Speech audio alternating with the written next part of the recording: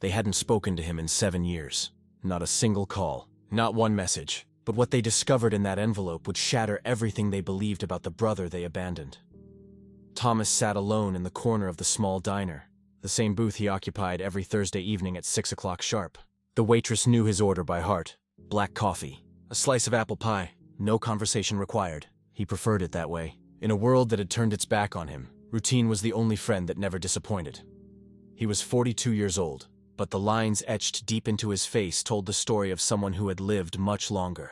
His clothes were clean but worn, the kind you find at donation centers where no one asks questions. His hands, calloused and rough, trembled slightly as he wrapped them around the warm coffee cup. Not from cold, not from age, from years of carrying a weight no one could see. 7 years had passed since the last family gathering. 7 years since his sister Rebecca stood in their mother's living room and said those words that still echoed in the silence of his nights. "You're an embarrassment, Thomas. Look at yourself. Look at what you've become." Mom would be ashamed. Their mother had passed 3 months before that confrontation. Thomas had been the only one at her bedside during those final weeks. Not Rebecca with her perfect suburban life and her doctor husband. Not Marcus with his corner office and his luxury sedan. Not little Sophia, who wasn't so little anymore, who had looked at him that day with such disgust that it physically hurt more than any punch he'd ever taken. They blamed him for everything. For the failed business that took their father's investment down with it. For the drinking that followed. For the years he spent drifting from one odd job to another, never quite finding his footing in a world that seemed designed for people who knew how to play its games. They saw a failure, a cautionary tale, a reminder of what happens when you don't follow the script. What they never saw was the man who stayed. The man who held their mother's hand when the morphine wasn't enough. The man who sang her the lullabies she used to sing to them, even though his voice cracked with every note. The man who promised her in those final whispered moments that he would make things right somehow. Thomas finished his pie slowly, savoring each bite as if it were a feast. In many ways it was. This simple meal represented something more than sustenance. It represented choice, control, the ability to sit in a warm place and exist without apology, even if only for an hour. The diner door chimed as a family entered. A mother, a father, 2 children laughing about something that happened at school. Thomas watched them slide into a booth across the room. The father ruffled his son's hair. The mother smiled with her whole face, the kind of smile that comes from deep contentment. The children argued playfully over who got to sit by the window. Something twisted in Thomas's chest. Not quite envy, not quite sadness. Something more complex, more nuanced. A recognition of a life that existed in a parallel universe. One where different choices or different circumstances had led to different outcomes. He left exact change on the table, including a generous tip, and stepped out into the evening air. The streets were busy with people heading home from work, faces illuminated by phone screens. Everyone moving with purpose toward destinations that mattered to someone. Thomas walked in the opposite direction of the crowds, toward the industrial part of town where rent was cheap and questions were few. His apartment was on the 3rd floor of a building that had seen better decades. The elevator hadn't worked in years. The hallway always smelled like someone's overcooked dinner mixed with industrial cleaner. Inside apartment 314, the space was sparse but meticulously organized. A single bed made with military precision, a small table with 1 chair, a laptop that looked out of place among the thrift store furniture, and on every available surface, folders. Dozens of folders organized by color, by date, by criteria only Thomas understood. He sat down at the table and opened the laptop. The screen glowed to life, revealing a complex spreadsheet that would have impressed any accountant. Numbers, names, addresses, amounts. A web of information that told a story no one in his family would ever believe, because Thomas had a secret. A secret he'd kept for 7 years. A secret that lived in those folders, in those spreadsheets, in the careful calculations he made every single night before he allowed himself to sleep. His family thought he had nothing. They thought he was nothing, and maybe that's exactly what he needed them to think. Every morning, Thomas woke at 5. Not because he had to, but because he chose to. The city was different at that hour, quieter, more honest. The pretense of daylight hadn't yet dressed everyone in their professional costumes. He would start with coffee, the cheap instant kind that dissolved into something resembling warmth, if not quite flavor. Then he would review his numbers. The spreadsheet that lived on his laptop contained more than data. It contained dreams. It contained second chances. It contained the kind of hope that only exists when you've lost everything and somehow found a reason to build again. By 6, he was out the door. His first job started at 7, at the warehouse district on the east side, where trucks arrived before sunrise and someone needed to unload them. The work was hard, physical, the kind that left your back screaming and your hands raw. But it paid in cash, no questions asked, and it kept him invisible in all the right ways. The men he worked with were like him in some ways. People the world had decided weren't worth noticing. Some had records, some had addictions they fought every single day. Some just had bad luck and worse timing. They didn't talk much. They did their work, collected their pay, and disappeared back into whatever corners they'd crawled out of. Thomas liked them. They didn't judge. They didn't expect explanations. If you showed up and did your share, that was enough. By noon, he would finish at the warehouse and head across town to his second job. The community center needed someone to maintain the building, fix leaky faucets, patch drywall, keep the boiler running through winter. The pay wasn't much, but it came with something more valuable than money. It came with access. The community center served the neighborhood Thomas had grown up in, before his family moved to the suburbs, before they became the kind of people who worried about property values and good school districts. This was where real people lived, where single mothers worked 2 jobs and still couldn't quite make rent, where elderly folks on fixed incomes chose between medication and groceries, where children went to bed hungry more often than anyone wanted to admit. Sarah ran the community center. She was 20 years older than Thomas. With gray hair she wore in a practical bun, and eyes that seemed to see straight through whatever walls people built around themselves.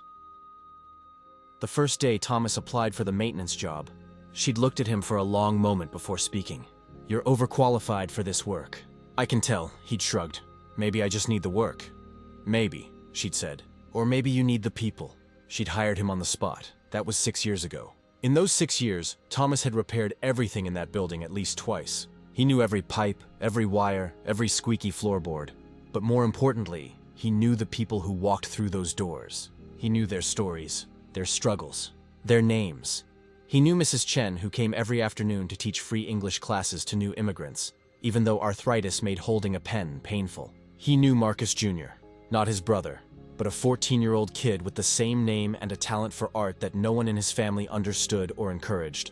He knew Diane, who brought her 3 children to the after-school program because her job didn't end until 6, and she couldn't afford proper childcare.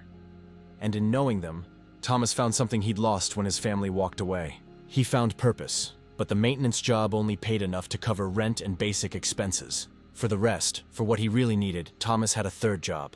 This one nobody knew about. Not Sarah, not the men at the warehouse, not a single soul. 3 nights a week, Thomas worked as a freelance consultant, online, anonymous. He used skills he'd learned in his previous life, before the business failed, before everything fell apart. Skills in financial analysis, in market research, in turning complex data into clear insights. Companies would post projects. Thomas would bid on them under a pseudonym. The work would arrive digitally. He would complete it in the quiet hours of his apartment. The payment would deposit into an account no one connected to his name. This was where the real money came from.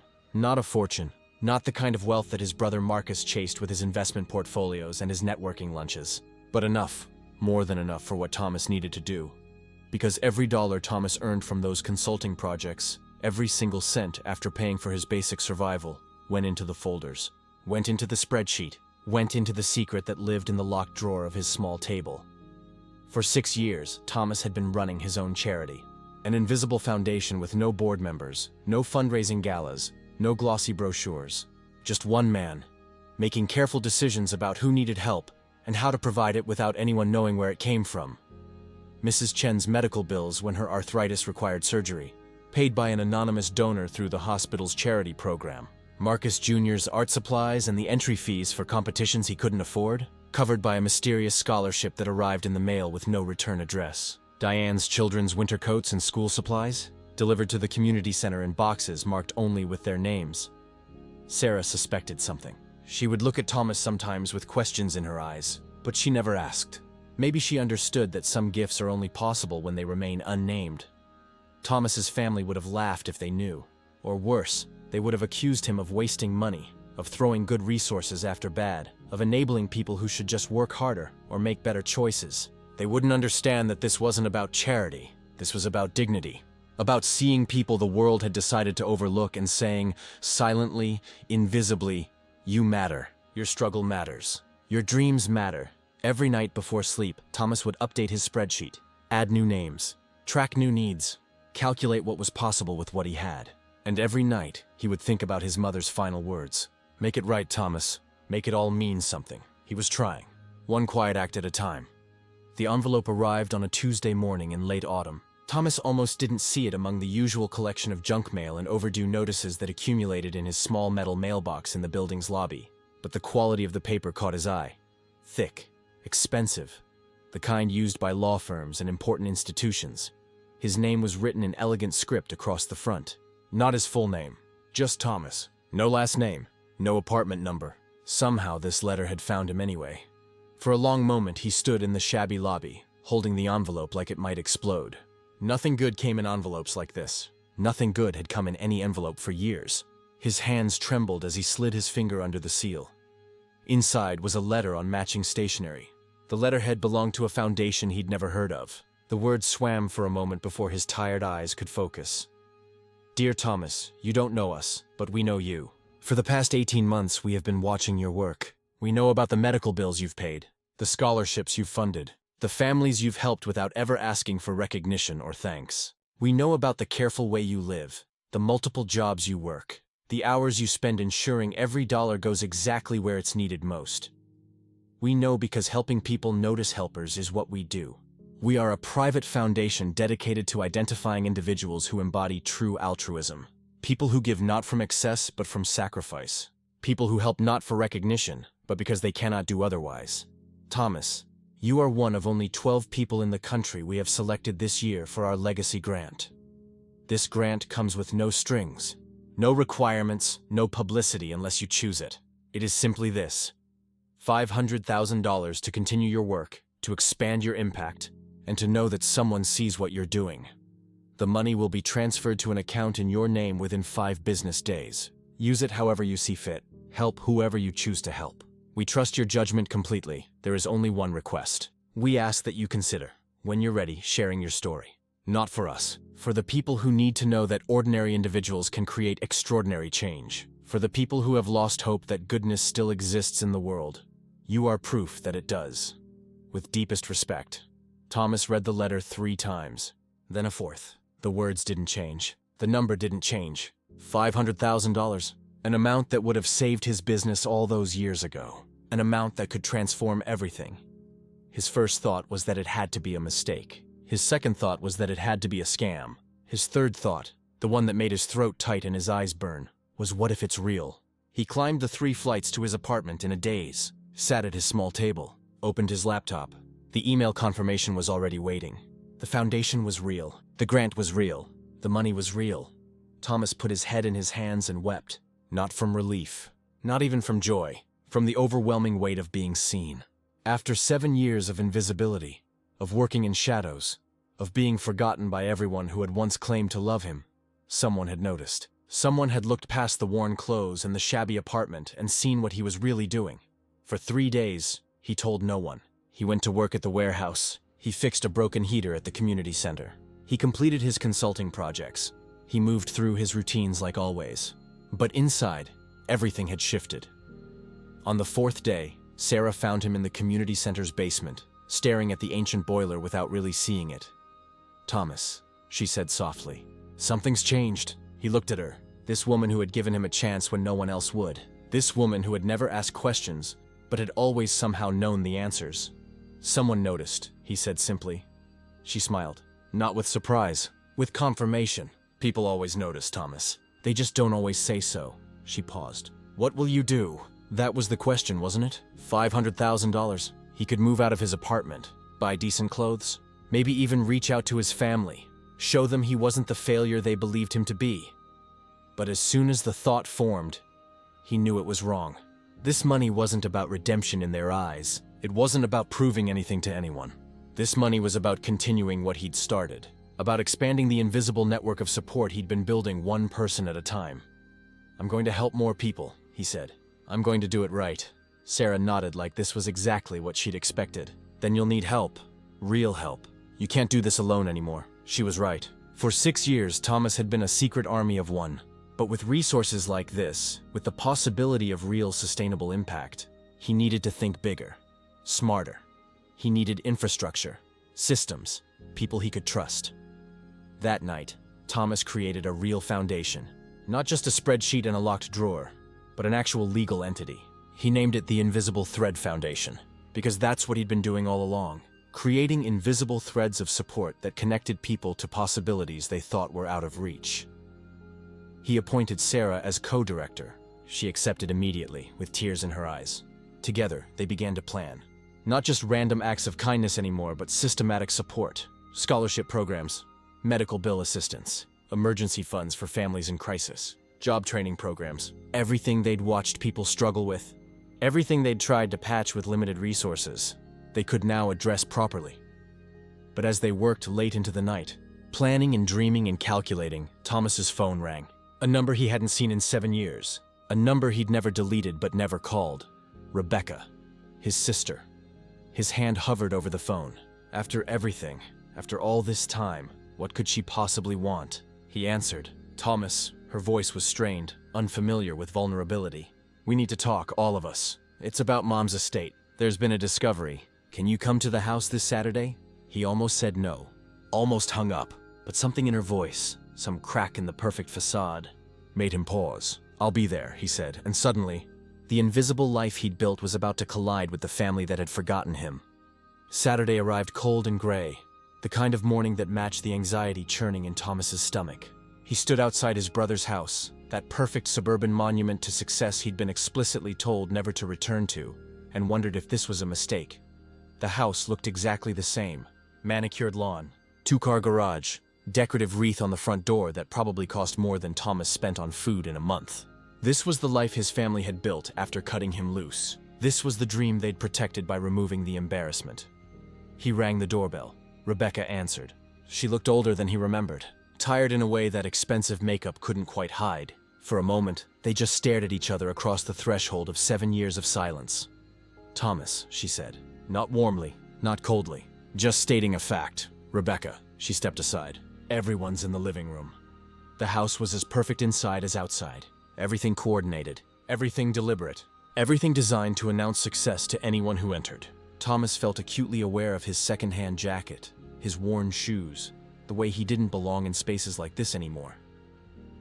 Marcus sat on the leather sofa, looking uncomfortable in his expensive suit. Sophia stood by the window, now 25 years old, beautiful and distant in the way their mother had been before illness softened her. And in the chair by the fireplace sat someone Thomas didn't recognize, an elderly man in a neat cardigan, holding a briefcase on his lap. Thomas, this is Mr. Harrison, Rebecca said. He was Mom's attorney. He's been trying to reach you for months. Thomas felt his jaw tighten. I haven't moved. Same address as always. The implication hung in the air. No one had bothered to check. Mr. Harrison cleared his throat, professional discomfort evident in every gesture. Mr. Thomas, thank you for coming. I have some documents that require your attention, regarding your mother's estate.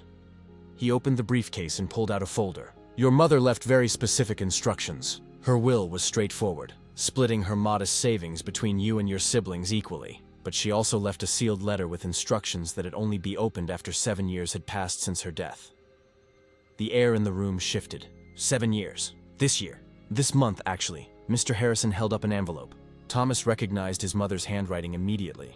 That careful script she'd maintained even when the cancer made her hands shake. The letter is addressed to all of you. She requested you read it together. I'll step outside and give you privacy. He handed the envelope to Rebecca and quietly left the room. For a long moment, no one moved. Then Marcus spoke, his voice tight. This is absurd. What could she possibly have to say after all this time? Open it, Sophia said quietly.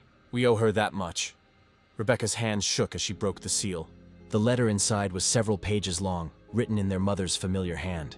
Rebecca read aloud, her voice cracking almost immediately. My dearest children, if you're reading this, 7 years have passed since I left you.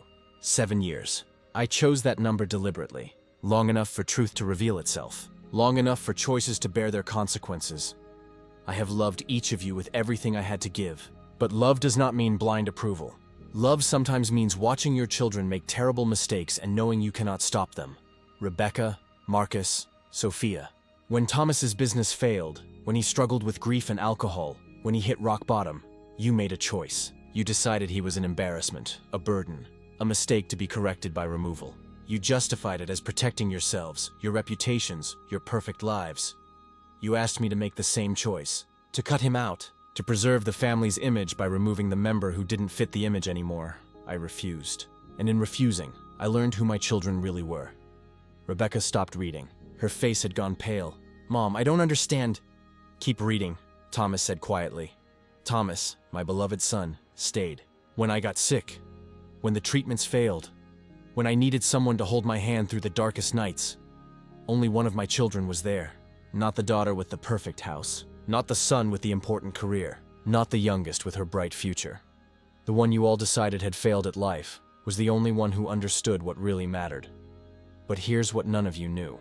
What I discovered in those final months: Thomas never failed. He sacrificed. The business that collapsed, Thomas took the fall to protect his partner's family. He could have saved himself by exposing fraud, but it would have destroyed an innocent man's life. So he absorbed the blame, accepted the consequences, and let his own reputation shatter to protect someone else.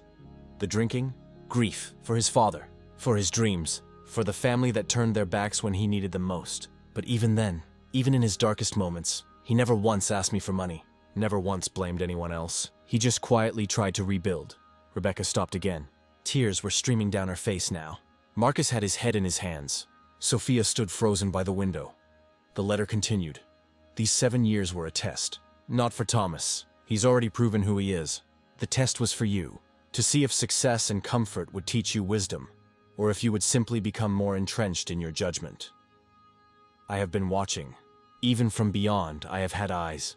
Mr. Harrison has been my witness, checking in periodically, keeping me informed through arrangements I made before my death. Here is what he found.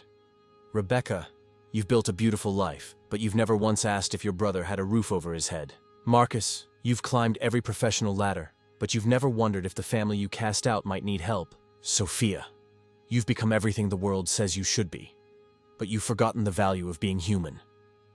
And Thomas? Thomas has been giving away almost everything he earns to help strangers. He's been the father to lost children, the son to forgotten elderly, the brother to everyone except his own family. He's been building something beautiful in the ruins you all walked away from. The foundation you're about to learn about. The one that has been helping people across your city. The one that is about to receive significant recognition and media attention. That foundation is Thomas's work, his alone. This letter is my final gift to all of you. To Thomas, the validation that he deserves. To the rest of you, the mirror you need to see yourselves clearly. You can make different choices now. You can reach out, apologize, become the family you should have been. Or you can continue as you are and live with knowing what you lost. The choice is yours. But know this, Thomas owes you nothing. Not his forgiveness, not his time, not his extraordinary heart. Those are gifts he can choose to give or withhold. I truly hope, that you choose to become worthy of them. With all my love and all my disappointment, Mom, the silence that followed was absolute. Rebecca set the letter down with shaking hands. Marcus looked like he might be sick. Sophia was crying openly now, her perfect composure completely shattered. Thomas felt strange. Vindicated, yes. Seen finally, but also sad. Because his mother had known. Had always known. And she'd kept his secrets to teach his siblings a lesson they might never have learned otherwise. Thomas. Rebecca's voice was barely a whisper.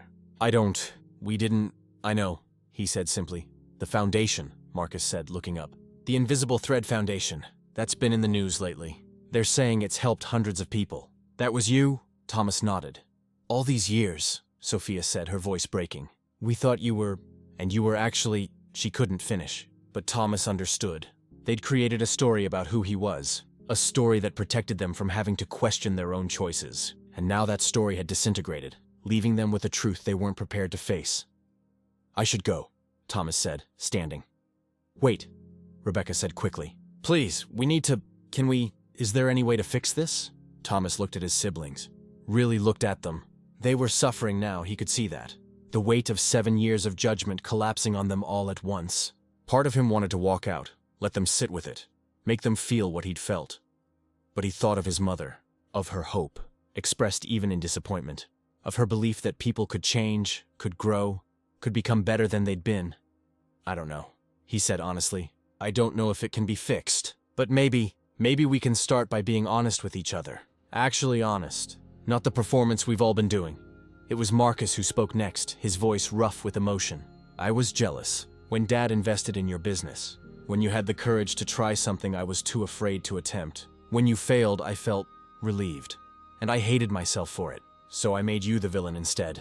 The confession hung in the air, raw and painful. 3 months later, Thomas stood at a podium in front of more people than he'd ever imagined speaking to. The Invisible Thread Foundation's first annual gala wasn't his idea. It was Sarah's, who had pointed out that while secrecy had served their mission well, some visibility might allow them to help even more people. The room was filled with donors, community leaders, and the families they'd helped over the years. Mrs. Chen sat at a front table, her arthritis much improved, her eyes bright with pride. Marcus Jr., now 18, stood by the wall with a portfolio of his artwork that had earned him a full scholarship to art school. Diane's children, healthy and thriving, played quietly in the corner under their mother's watchful eye. And at a table near the back sat Rebecca, Marcus, and Sophia.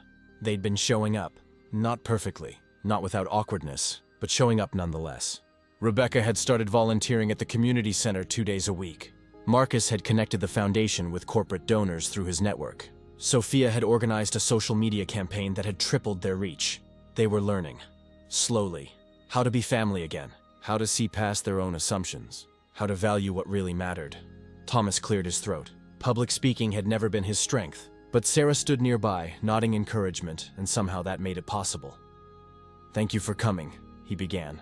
Most of you know by now that I spent years helping people anonymously. What you might not know is why. The truth is I was hiding, not from the people I helped, but from my own pain, from my own sense of failure, from a family that had decided I wasn't worth keeping.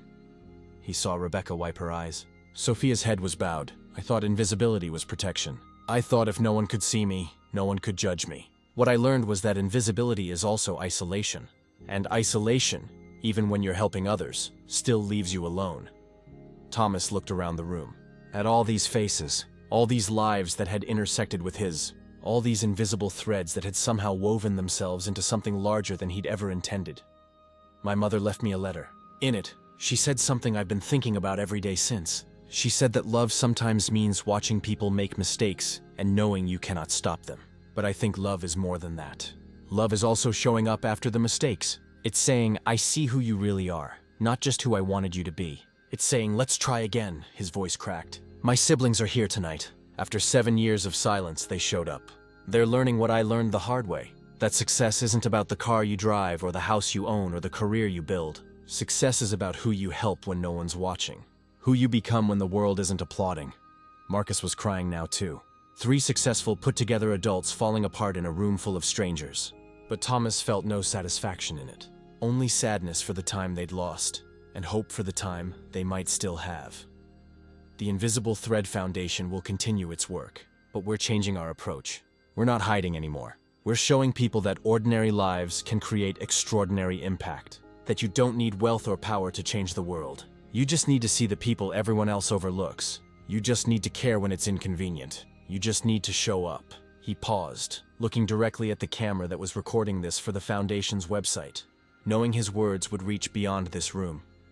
If you're watching this, and you feel invisible, if you feel like your life doesn't matter, if you feel like no one sees your struggles or your efforts, I want you to know something. Someone sees. Someone is always seeing. The good you do in secret creates ripples you'll never fully understand. The kindness you show when you think no one's watching, that's the thread that holds the world together. Thomas felt his mother's presence then, as real as if she were standing beside him. Her voice in his memory, make it mean something. My mother taught me that we're all connected by invisible threads. The actions we take, the choices we make, they pull on those threads and affect people we'll never meet. For 7 years, I tried to help without being seen. What I understand now is that being seen isn't the problem. It's what you do once people are watching that matters. He looked at his siblings again. I forgave my family, not because they earned it, not because they deserved it, but because carrying that weight was keeping me from everything I wanted to become. Forgiveness isn't about them, it's about me, about choosing to cut the threads that bind you to pain and reinforcing the ones that connect you to possibility. The room was absolutely silent. People were leaning forward, hanging on every word. Thomas felt exposed in a way he'd spent years avoiding. But he also felt free. This foundation will continue to help people. But more than that, we want to inspire people to help each other, to see the invisible, to reach out when it's hard, to show up even when you're scared, because that's how we change the world. Not with grand gestures, but with consistent, invisible threads of support that eventually become strong enough to hold anyone who's falling. Thomas stepped back from the podium. The applause started slowly, then built. But he wasn't focused on that. He was looking at his siblings, standing now, making their way through the crowd toward him. They met in the middle of the room. No words at first. Just Rebecca reaching out, Marcus following, Sophia completing the circle. They stood together, this broken family learning how to rebuild, while everyone watched the invisible threads that connected them become visible at last. Later, after the gala ended, after the guests had left and the tables were being cleared, Thomas sat alone on the community center steps. The building was dark, but the streetlights cast enough glow for him to see the folder in his hands. Updates on new families who needed help. New threads to weave into the foundation's growing network. Sarah sat down beside him, 2 cups of coffee in her hands. She offered him one. "You did good tonight," she said. "I felt like I was going to throw up the entire time." She laughed. "The best speeches usually feel that way. You spoke truth. Truth is terrifying." They sat in comfortable silence for a moment. Then Sarah said, "Your mother would be proud. Not just of the foundation, of who you've become." Thomas thought about that. About the man he'd been 7 years ago. Broken and bitter. About the man he'd become in the shadows, helping without asking for anything. About the man he was now, learning to accept visibility without losing himself. "I hope so," he said quietly. "I really hope so." "The question is," Sarah said, "what happens next? You've told your story. You've revealed the work. The invisible has become visible. Where do you go from here?" Thomas smiled. "Same place I've always been going. One person at a time. One thread at a time. Building something that lasts." He looked up at the stars, barely visible through the city's light pollution. His mother had loved the stars, said they were proof that even in darkness, there was always light if you knew where to look. "The thing about threads," Thomas said, still looking up, "is that one thread is fragile, easily broken. But when you weave enough of them together, when you connect enough people through enough small acts of kindness, you create something unbreakable. You create a safety net for everyone who falls. You create proof that we're not alone." Sarah nodded. "That's what you've been building all along. Not a foundation. A family. A real family. Built from choice, not obligation. From care, not duty." "Yeah," Thomas said. "I guess I have." His phone buzzed. A text from Rebecca. "Thank you for letting us try again. For showing us what really matters. We love you." 7 years ago, those words would have meant everything. Now, they meant something different. Something more complex. A beginning, not an ending. A chance, not a guarantee. Thomas replied, "Love you too. See you at the center on Saturday, because that was the real test. Not the gala. Not the speeches. Not the public reconciliation. The real test was showing up on ordinary days. Working side by side. Building something together without cameras or applause. That's where real healing happened. In the invisible moments. In the quiet threads. The story you've just heard is about more than one man and his family. It's about all of us. About the choices we make when no one's watching. About the people we become when life doesn't go according to plan. About the threads that connect us all, whether we acknowledge them or not." Thomas's journey from rejected family member to secret philanthropist to visible changemaker reminds us that our value isn't determined by who recognizes it. Your worth doesn't decrease because someone failed to see it. Your impact doesn't disappear because it happened in silence. Every person you've helped without seeking credit, every kindness you've shown without expectation of return, every moment you've chosen compassion over convenience.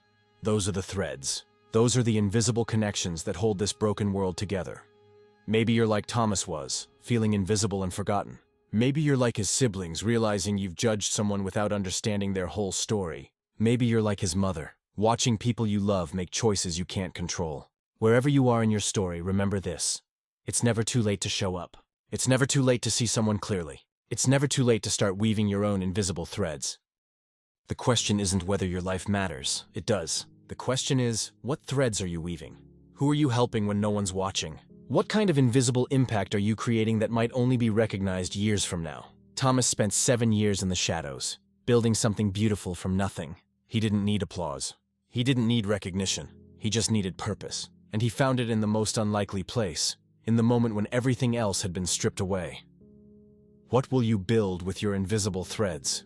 What story will people discover about you when they finally look beyond the surface? What legacy are you creating in the quiet moments that no one sees? Leave a comment below and tell us about an invisible thread in your life. Tell us about someone who helped you without seeking recognition, or about a time you helped someone in secret. Share your story, because every story matters. Every thread counts, and together, we're weaving something stronger than any of us could create alone. If this story touched your heart, if it made you think differently about success and failure, about visibility and value, about family and forgiveness, then subscribe to this channel, because there are more stories like Thomas's out there, more invisible threads waiting to be recognized, more ordinary people creating extraordinary change, and maybe, just maybe, your story will be next.